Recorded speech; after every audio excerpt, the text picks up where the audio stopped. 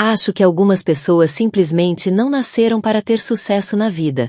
A minha esposa aqui é a prova viva disso.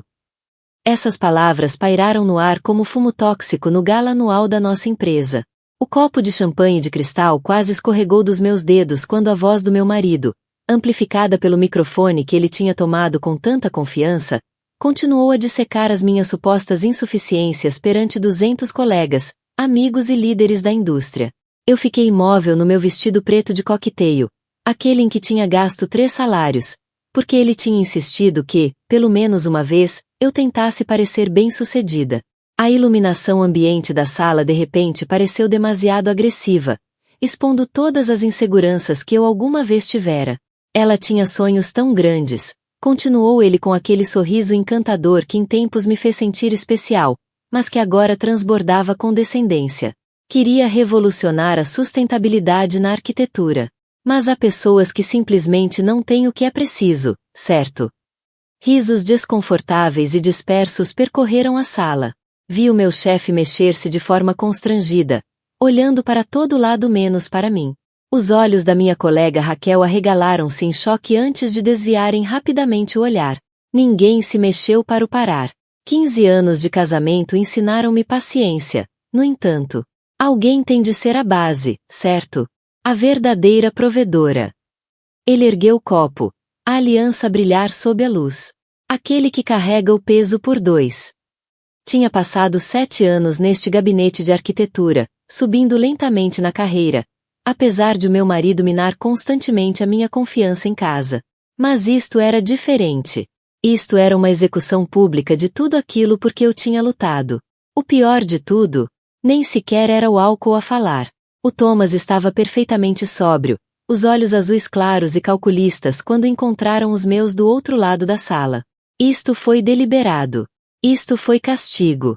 Apenas 3 dias antes, os sócios do gabinete tinham me informado discretamente que eu estava a ser considerada para o cargo de diretora de sustentabilidade, um cargo pelo qual o meu marido andava a lutar desde que entrou para a empresa através dos meus contactos, há 2 anos. Vais dizer alguma coisa? Sussurrou a Diane, uma das poucas arquitetas seniores que alguma vez me mostrou apoio genuíno. A sua mão encontrou o meu cotovelo, dando-me estabilidade. Mas o que poderia eu dizer? Que o meu marido, formado em Harvard e mestre em lábia, tinha sistematicamente destruído a minha confiança ao longo dos anos. Que por trás dos nossos postais de Natal perfeitos e fotos de férias havia um homem que acidentalmente apagava os meus ficheiros de apresentações? Que marcava escapadinhas românticas surpresa que coincidiam com as minhas reuniões importantes? Que me dizia que eu era demasiado emocional para liderar? Ainda me lembro do dia em que levei para casa a notícia da aprovação do meu primeiro grande projeto. Ele olhou do portátil e disse: "Isso é bom, querida. Embora me surpreenda que confie em algo tão importante a alguém que ainda está a encontrar o seu caminho." Sempre o elogio com veneno escondido, o insulto subtil embrulhado em suposto apoio. O microfone foi finalmente tirado das mãos dele pelo Marcos, o fundador do gabinete, que passou desajeitadamente para os anúncios sobre os resultados trimestrais. Senti o calor dos olhares e dos murmúrios enquanto me movia mecanicamente em direção à casa de banho das senhoras, as pernas a levarem-me apesar de sentirem que iam desintegrar-se debaixo de mim. Dentro de uma das cabines, encostei a testa divisória fria e fechei os olhos, recusando-me a deixar cair lágrimas. Isto não era apenas sobre um discurso humilhante. Isto era sobre anos de movimentos psicológicos de xadrez que eu nem sabia que estávamos a jogar. O meu telemóvel vibrou na clutch. Uma mensagem do Thomas. "Não faças uma cena. Falamos em casa." Algo partiu dentro de mim nesse momento. Não foi alto, nem dramático, mas com a quietude final de um fio esticado para além do seu limite. Caminhei até ao espelho, retoquei o batom e estudei o meu reflexo. Tinha 38 anos. As linhas à volta dos meus olhos contavam histórias de risos que eu raramente vivia agora. Os meus ombros curvavam-se ligeiramente para dentro. Quando é que comecei a tornar-me mais pequena? Sabes que ele tem andado a dizer à direção que tens andado a lutar contra a ansiedade e que talvez não estejas pronta para uma promoção, disse uma voz atrás de mim. Era a Ellen, dos RH. A expressão dela era uma mistura de pena e desconforto. Não devia estar a dizer-te isto, mas depois de esta noite, Merecer saber com o que estás a lidar. Agradeci-lhe com uma firmeza que surpreendeu até a mim. Quando voltei ao gala, o Thomas estava rodeado pelos sócios seniores, a rir como se a sua destruição pública da esposa tivesse sido apenas mais uma história encantadora. Ele cruzou o olhar comigo e teve a audácia de piscar o olho. Não fui para casa naquela noite. Fiquei num hotel a 3 quarteirões do nosso Brownstone, sentada de pernas cruzadas na cama com vestido caro, a fazer listas, enviar e-mails e formar um plano, enquanto as luzes da cidade piscavam através das cortinas como estrelas distantes a guiar-me para algo que eu ainda não conseguia nomear. De manhã, eu sabia exatamente o que precisava de fazer e tinha exatamente 24 horas para o conseguir. A questão de ser chamada de fracasso é que isso obriga-nos a definir o que é, de facto, sucesso para nós. Enquanto estava naquele quarto de hotel a ver o nascer do sol pintar a cidade de dourado e promessa, percebi que tinha andado a medir o meu valor através da lente distorcida do meu marido durante demasiado tempo. O meu telefone tinha 27 chamadas não atendidas do Thomas. As mensagens de voz evoluíram de tom severo. Este drama tem de acabar agora. Para preocupado. Querida, estou preocupado contigo. Para irritado. Isto é exatamente o tipo de comportamento imaturo de que eu falava. Típico Thomas. Mudar de estratégia quando uma manipulação não resultava. Pedi serviço de quartos, café, e peguei no portátil. Primeiro ponto na lista. E-mails. Havia dezenas de colegas a escrever. Alguns verdadeiramente preocupados, outros a esconder mal a sua curiosidade mórbida, mas o único que importava era o do próprio Marcos. No meu escritório, 9 horas. Precisamos de falar sobre a noite passada. Perfeito. Isso dava-me 3 horas para me preparar. Tomei banho, deixando a água quente lavar 15 anos de dúvidas. Enquanto me vestia com o conjunto de emergência que tinha no saco do ginásio, fui mentalmente listando cada vez que o Thomas minou um projeto, cada conflito de agenda acidental que ele criou antes das minhas apresentações, cada vez que acedeu aos meus ficheiros no nosso sistema doméstico. Os padrões agora eram tão claros. Como é que não os vi? Lembrei-me do nosso jantar do 5º aniversário, quando mencionei candidatar-me à chefia do projeto Johnson. É muita pressão, querida. Lembras-te de como ficaste com o desenvolvimento de West Ridge? Odeio ver-te tão estressada. A preocupação dele pareceu tão genuína que no dia seguinte retirei o meu nome da candidatura. O projeto Johnson acabou por ganhar prêmios do setor, sob a liderança do Thomas. Ou da vez que fui convidada para falar na conferência de sustentabilidade, uma enorme oportunidade profissional. 2 dias antes do evento, o Thomas surpreendeu-me com bilhetes para um resort à beira-mar. Trabalhas demais. Precisas de uma pausa. Quando hesitei, ele ficou com um ar tão magoado. Só queria cuidar de ti. Mas se a tua carreira é mais importante do que o nosso casamento. Acabei por ir na viagem. O orador que me substituiu fez contactos valiosos com os clientes que eu esperava impressionar. Cada incidente parecia isolado na altura.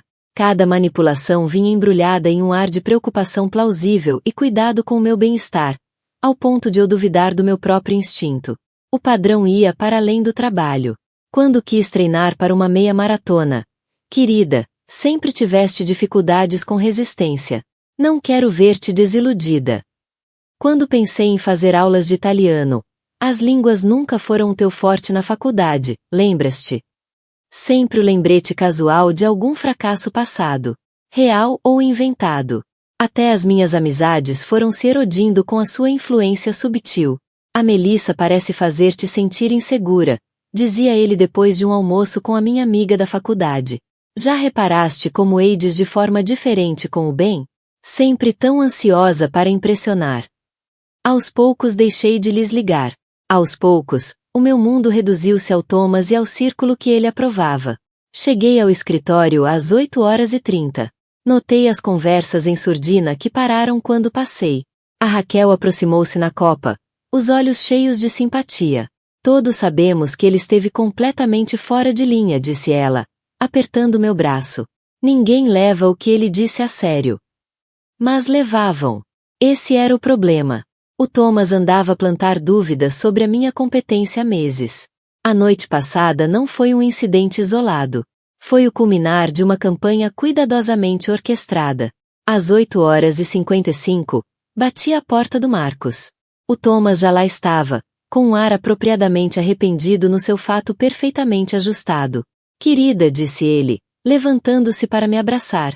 Afastei-me, mantendo a distância profissional. O Marcos parecia desconfortável. Achei que devíamos esclarecer as coisas depois dos comentários infelizes de ontem à noite. O Thomas lançou-se de imediato na sua performance. Quero pedir sinceras desculpas. O estresse do prazo do projeto Harrington afetou meu juízo e bebi um pouco demais. Ele não tinha bebido. Nunca magoaria intencionalmente a minha esposa, por quem tenho enorme respeito. Mentira. Foi um erro terrível que não voltará a acontecer. O único erro foi eu ter acreditado nele durante 15 anos. O Marcos pareceu aliviado com aquela resolução fácil. Bem, estas coisas acontecem em ambientes de alta pressão. O importante é seguirmos em frente como equipa. Sorri educadamente. Antes de seguirmos em frente, há algo que precisa de saber, Marcos. Nos últimos 6 meses, tenho documentado um padrão de sabotagem profissional que afeta diretamente os projetos e a reputação deste gabinete. O sorriso confiante do Thomas vacilou ligeiramente.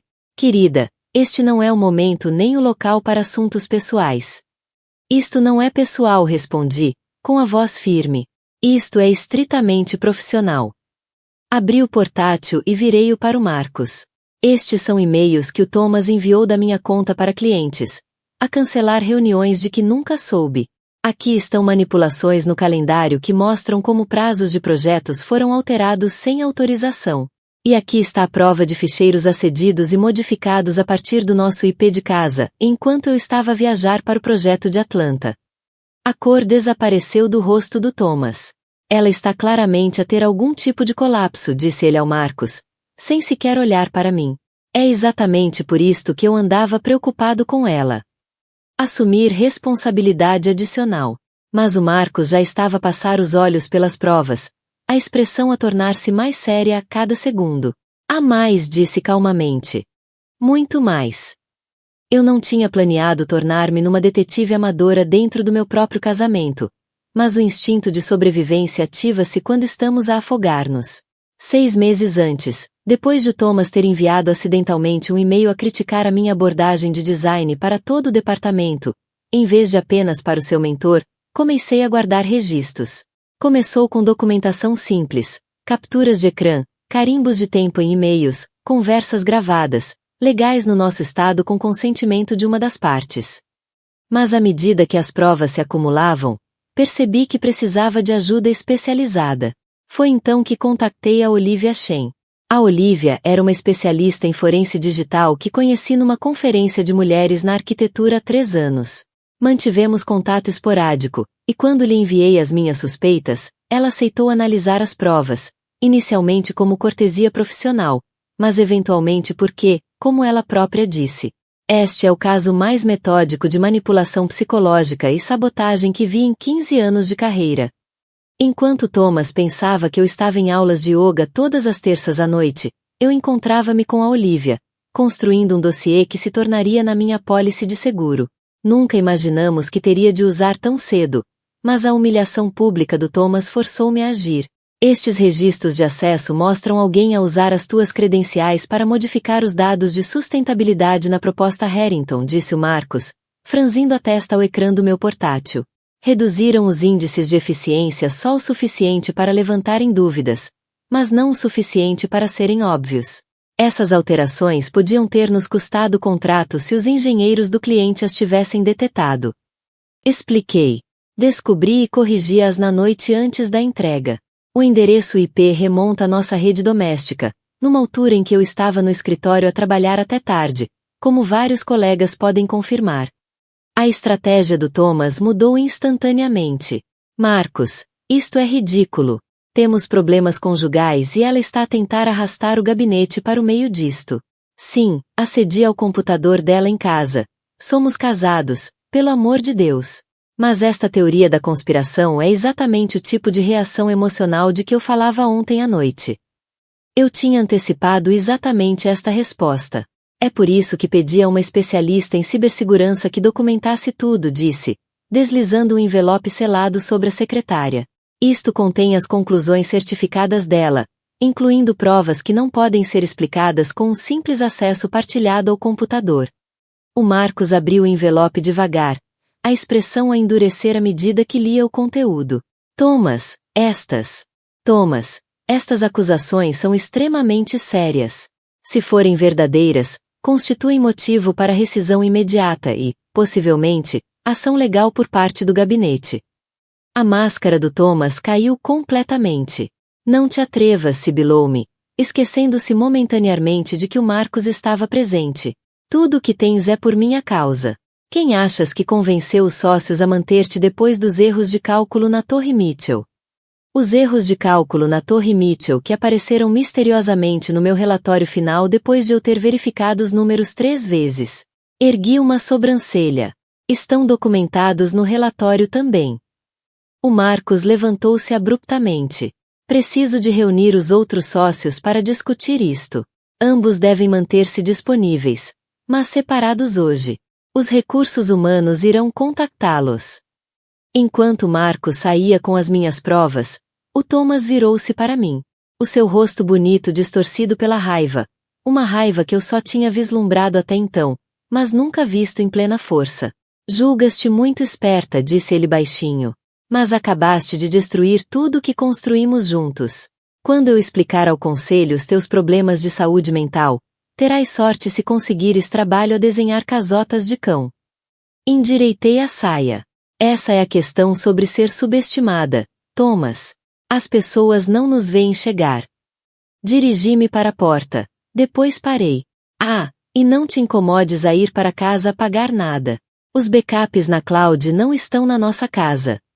Passei o resto da manhã numa pequena sala de reuniões, a responder a perguntas dos RH e do conselho jurídico do gabinete. Ao meio-dia, o choque inicial tinha passado e senti uma estranha calma instalar-se em mim. Acontecesse o que acontecesse a seguir, eu tinha recuperado a minha voz.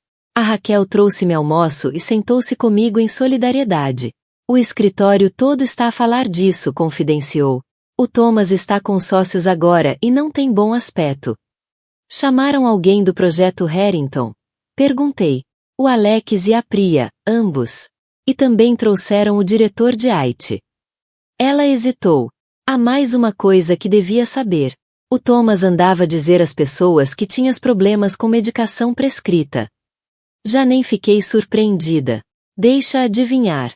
É por isso que estou paranoica e a inventar histórias. Ela acenou com a cabeça.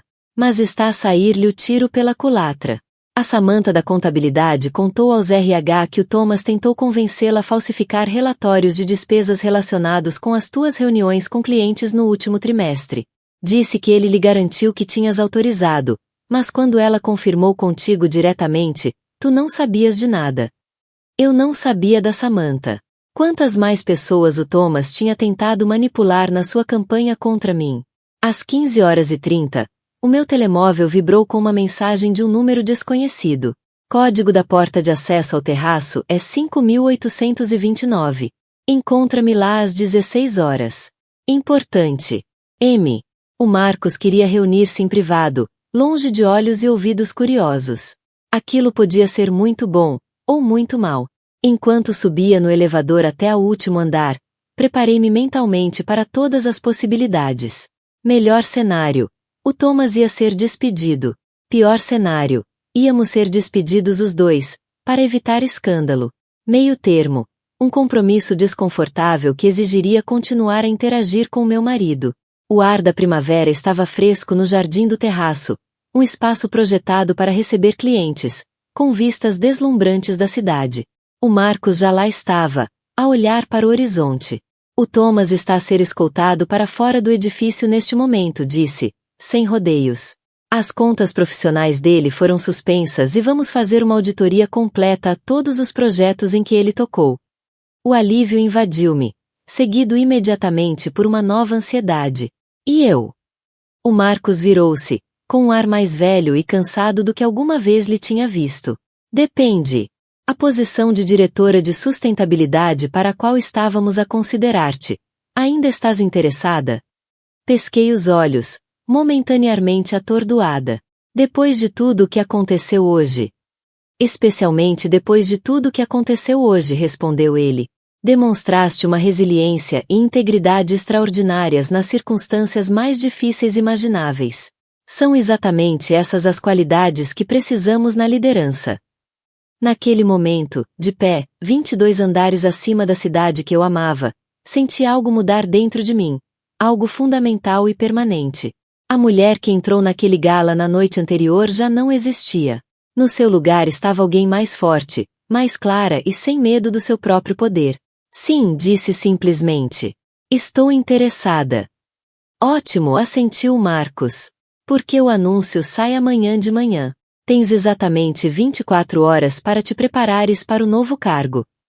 À medida que o sol começava a descer atrás do horizonte da cidade, lançando sombras compridas sobre o jardim do terraço, permiti-me um pequeno sorriso. O Thomas tinha me dado um prazo de 24 horas sem se aperceber, e eu estava prestes a cumpri-lo de uma forma que ele nunca poderia ter antecipado. A luz da manhã atravessava as janelas do meu, brownstone enquanto ajustava o meu blazer verde esmeralda e verificava o reflexo uma última vez. Hoje não era um dia qualquer. Era exatamente 24 horas desde que o Thomas me chamou publicamente de fracasso, e eu estava prestes a dar a minha resposta. Depois de sair do escritório ontem, fui diretamente à casa, mudei os códigos de segurança e chamei um serralheiro para substituir as fechaduras físicas. Depois, reuni metodicamente todas as provas que ainda não tinham sido guardadas digitalmente, notas, entradas de calendário, até os post-its passivo-agressivos que o Thomas deixava nos meus designs. Tens a certeza desta abordagem? Quando ele chegou à casa e se viu trancado do lado de fora, começaram as mensagens. Isto é infantil. Deixa-me entrar. Estás a fazer figura de parva. Tudo naquela casa é metade meu. Isto é ilegal. Os sócios vão ver isto como mais uma prova da tua instabilidade. Não respondi a nenhuma delas.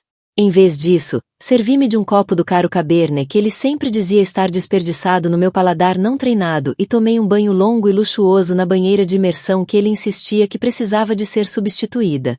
De manhã, as ameaças tinham escalado para ações legais. Depois mudaram repentinamente para arrependimento. Podemos resolver isto, amor. Estava sob tanta pressão. Quando essas mensagens não tiveram resposta, ele tentou uma última abordagem. Fui eu que te fiz. Sem mim, não és nada. Essa última mensagem quase me fez rir. Ele ainda não percebia o que tinha acontecido. Achava que isto era sobre castigo, sobre vingança. Não conseguia compreender que eu simplesmente tinha finalmente assumido o meu próprio poder. Às 8h45 da manhã, cheguei ao escritório para a reunião geral marcada para as 9. A sala de conferências já se enchia de colegas curiosos, que tinham ouvido rumores mas não tinham confirmação dos acontecimentos de ontem. Sentei-me perto da frente, ignorando os sussurros e os olhares preocupados. Às 9 em ponto, o Marcos entrou com os outros 3 sócios e o chefe de RH. Os olhos dele encontraram os meus brevemente. Uma pequena troca de aceno passou entre nós. Obrigado a todos por virem, começou. Como muitos de vocês notaram, houve mudanças significativas de pessoal nas últimas 24 horas. Quero abordar estas diretamente antes que a especulação crie um ambiente de trabalho desconfortável. A sala ficou em silêncio, todos os olhos focados no Marcos. Ontem, foram-nos apresentadas alegações graves de sabotagem profissional e má conduta, apoiadas por provas substanciais. Após uma investigação completa, Thomas Reynolds foi despedido deste gabinete com efeito imediato. Um suspiro coletivo percorreu a sala.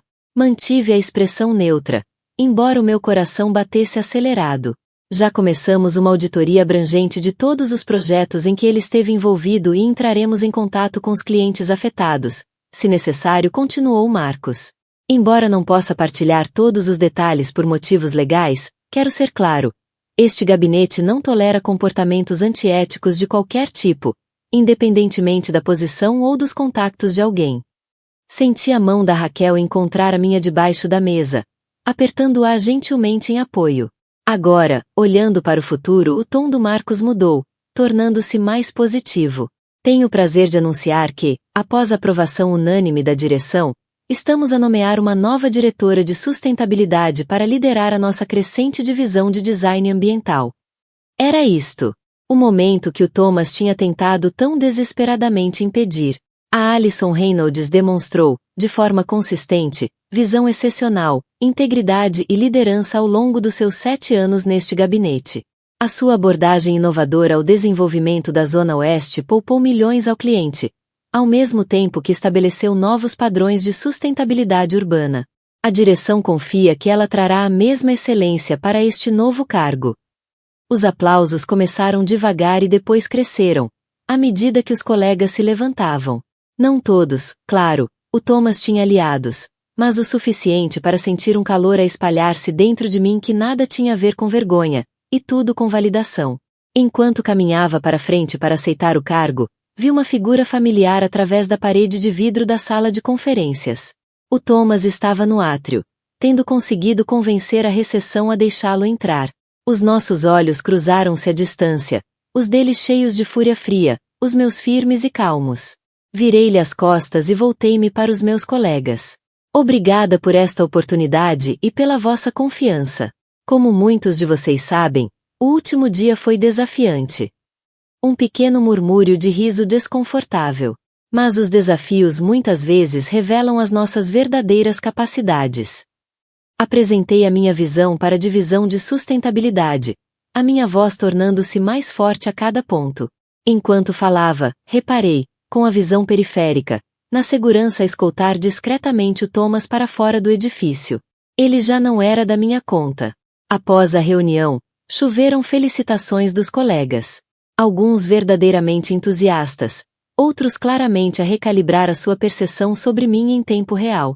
Política de escritório nunca muda, mas a minha posição dentro dela tinha se transformado da noite para o dia. O meu telemóvel vibrou com uma mensagem da Olivia. Vi o comunicado da empresa online. Parabéns, diretora Reynolds. A justiça fica-te bem. À meio da tarde, já estava instalada no meu novo gabinete, curiosamente, ou talvez não, exatamente aquele que o Thomas ambicionava.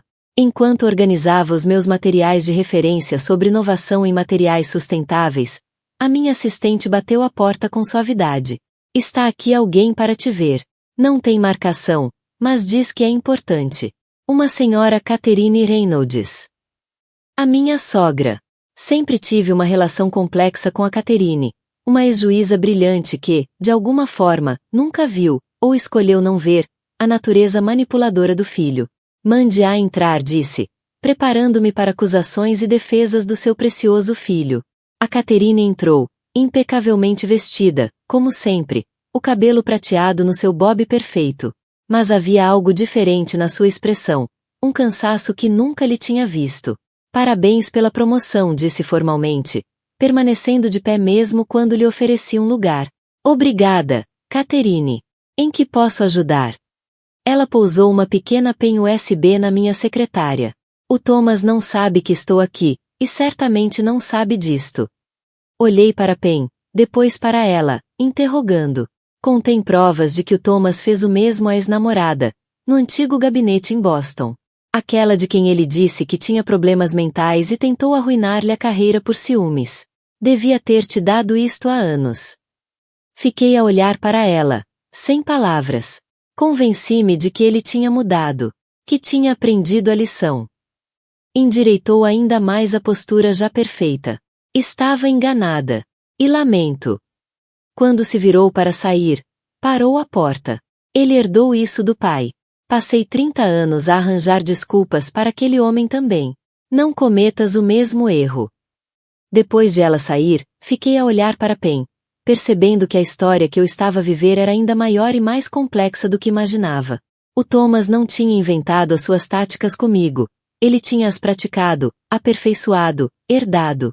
Às 17h30, exatamente 24 horas depois da sua humilhação pública, enviei um e-mail interno para toda a empresa a delinear a minha primeira iniciativa como diretora de sustentabilidade. Um programa de mentoria especificamente criado para apoiar mulheres e minorias em cargos de liderança na arquitetura. A primeira resposta chegou quase de imediato, do Marcos. Aprovado. Orçamento alocado. Vamos mudar a cultura, não apenas os edifícios. Olhei pela janela do meu gabinete para a cidade que se estendia à minha frente. Edifícios que ajudei a projetar a erguerem-se para o céu. Pela primeira vez em muitos anos, senti a força completa das minhas próprias capacidades, livre da corrente constante de dúvidas que o Thomas cultivava com tanto cuidado. Ele chamou-me de fracasso em público. Mas a minha resposta não foi para o contradizer. Foi para, finalmente, completamente e gloriosamente, estar certa sobre mim própria. 6 meses passaram num turbilhão de projetos, apresentações e uma profunda reconfiguração pessoal. Liderar a divisão de sustentabilidade exigia tudo o que eu tinha. O que, afinal, era muito mais do que me tinham deixado acreditar. O processo de divórcio estava em andamento, confuso e conflituoso, como seria de esperar. O Thomas contratou um advogado agressivo especializado em retratar mulheres profissionais como instáveis e vingativas. Mas o meu próprio advogado, uma recomendação da Catherine, ironicamente, estava a desmontar meticulosamente a narrativa dele com as mesmas provas que lhe tinham custado o emprego. Ele está a propor um acordo, informou-me o meu advogado durante a nossa chamada semanal. Quer evitar mais danos à reputação profissional. Quais são os termos? Perguntei, já sabendo que seriam desenhados para beneficiá-lo à minha custa. Ele abdica de todas as reclamações sobre a tua herança familiar e contas de reforma se assinares um nada sobre as circunstâncias da sua demissão. Ponderei brevemente. Diz-lhe que não. A verdade não é negociável. Houve um tempo em que teria escolhido o caminho mais fácil, evitar conflitos a qualquer custo. Mas essa mulher já não existia.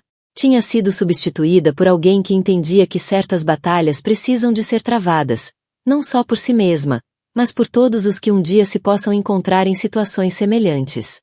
No trabalho, as mudanças foram ainda mais dramáticas. O programa de mentoria tinha se expandido para além do nosso gabinete. Recebemos um prêmio de inovação em sustentabilidade pelo projeto EASTRID, precisamente aquele que o Thomas tinha tentado sabotar com métricas de eficiência alteradas. Claro que nem tudo era perfeito. Ainda havia dias difíceis, momentos de dúvida que surgiam quando menos esperava. 15 anos de manipulação psicológica não desaparecem da noite para o dia. Às vezes, dava por mim a duvidar de decisões, a ouvir a voz do Thomas na minha cabeça. Tens a certeza de que pensaste bem nisto? Lembras-te de como tiveste dificuldades com o conceito do edifício Parker? Nesses dias, pegava no diário que tinha começado, não para documentar o comportamento do Thomas, mas os meus próprios feitos, grandes e pequenos, provas para contrariar os ecos persistentes da sua voz. Chegou novamente a gala anual do gabinete.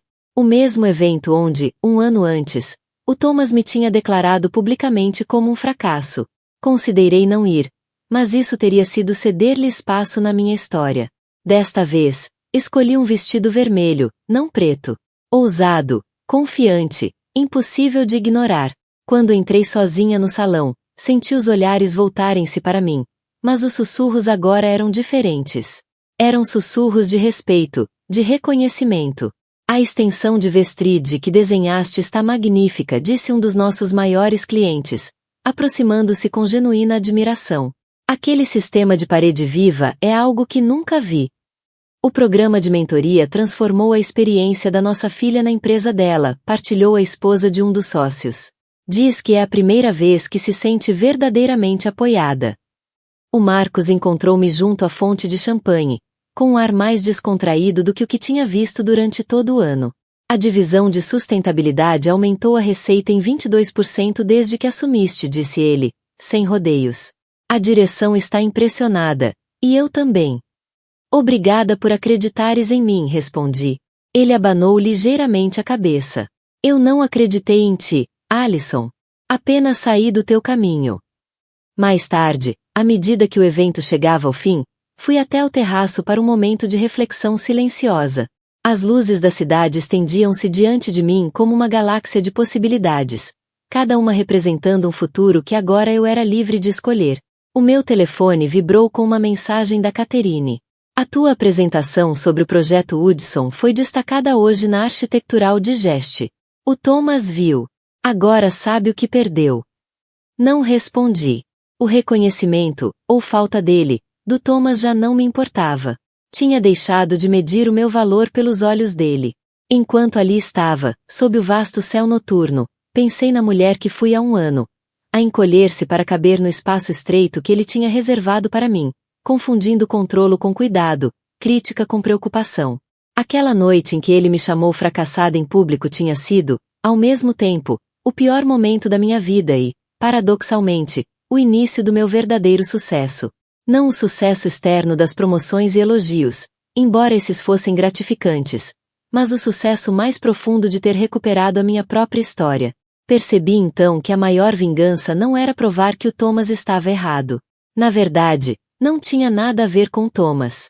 Era provar a mim mesma que eu estava certa, sobre quem sou, sobre do que sou capaz e sobre o que mereço.